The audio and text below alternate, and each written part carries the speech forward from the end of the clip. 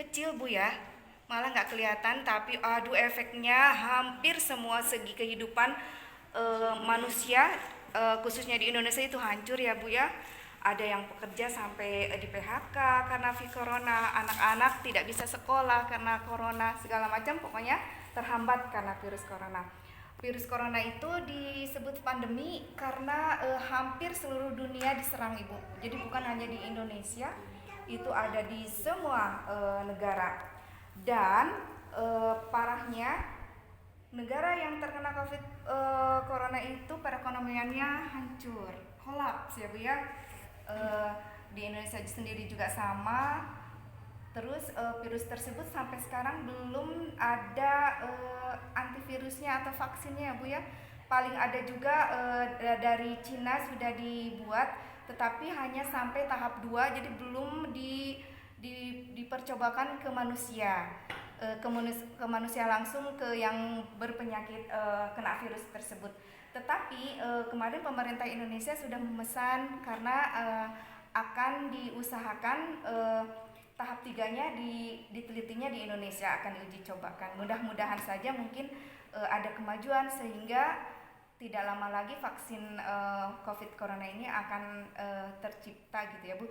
Bukan hanya negara lain, Indonesia juga sudah berusaha untuk mencari virusnya, yaitu dengan kerjasama dengan Bio Farma kalau di Jawa Barat kalau nggak salah ya kemarin di berita.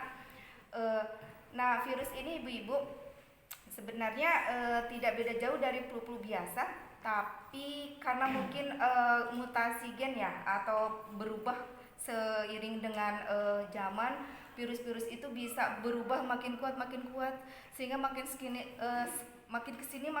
itu makin susah diobatinya gitu ya Bu ya. Nah, tapi ada cara-cara yang dapat mencegah sehingga tidak langsung kita terpapar oleh virus itu.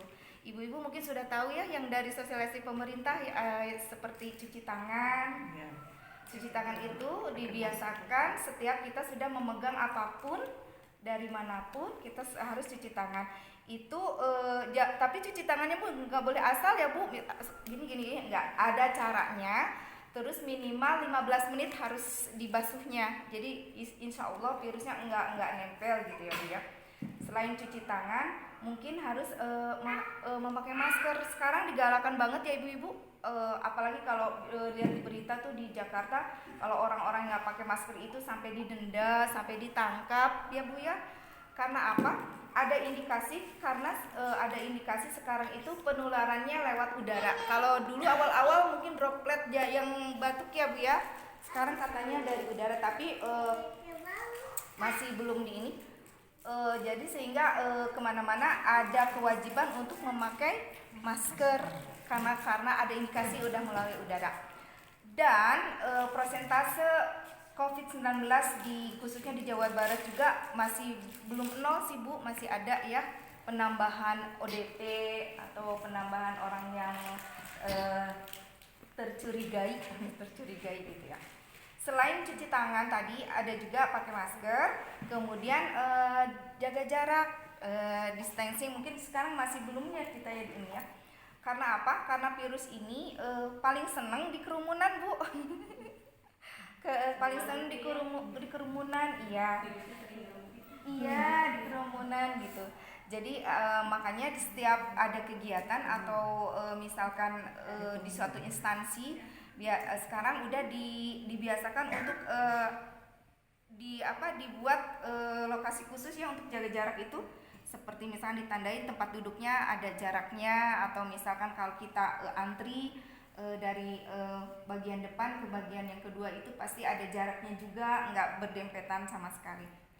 Nah sebenarnya virus ini dari dulu ada, tapi namanya macam-macam Bu ya. Yang paling gawat, yang hampir mirip sama kondisi sekarang itu, dulu ada namanya juga sama virus flu Spanyol. Sama, tapi lebih parah justru yang sekarang yang COVID-19 ini. Dulu waktu virus Spanyol juga sama menyerang manusia dan sama harus pakai masker juga dulu. Ibu orang-orang itu tahun berapa ya, 60-an ke belakang Ibu ya, nggak 60 atau 50 tahun 1950-an gitulah ya ke belakang itu sama, dan sekarang kita ketemu lagi malah lebih kuat dan lebih parah virusnya.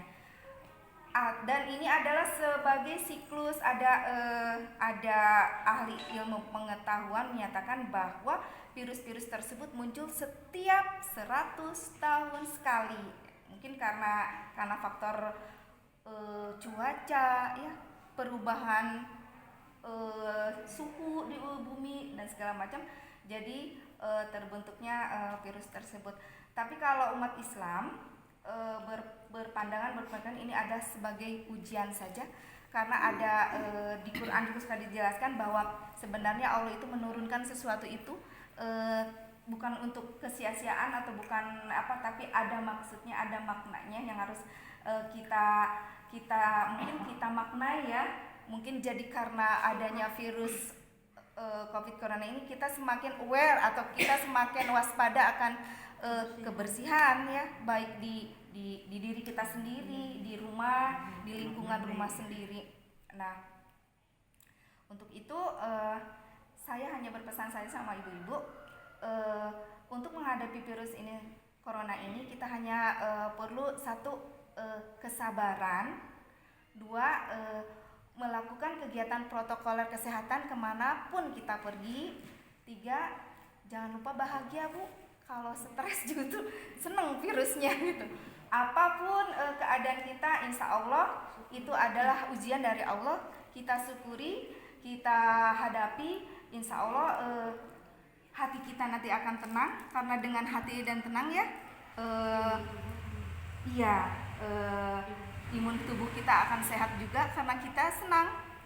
Tapi kalau kita merasa stres, kita merasa sedih, imun kita melemah, imun tubuh kita melemah, virus apapun pasti cepat masuk gitu ya Bu. Nah itu saja mungkin ibu-ibu, terima kasih waktunya. Mungkin ada yang ditanyakan Bu. Mungkin ibu-ibu lebih mengerti ya, atau lebih tahu. Kami hanya, atau mau menambahkan boleh, mangga Bu.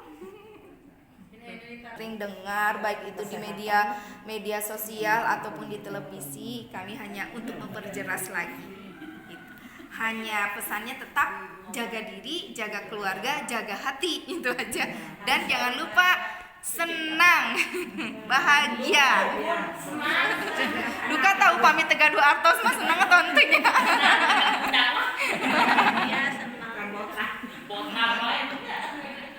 Ya mungkin itu saja Bu dari saya.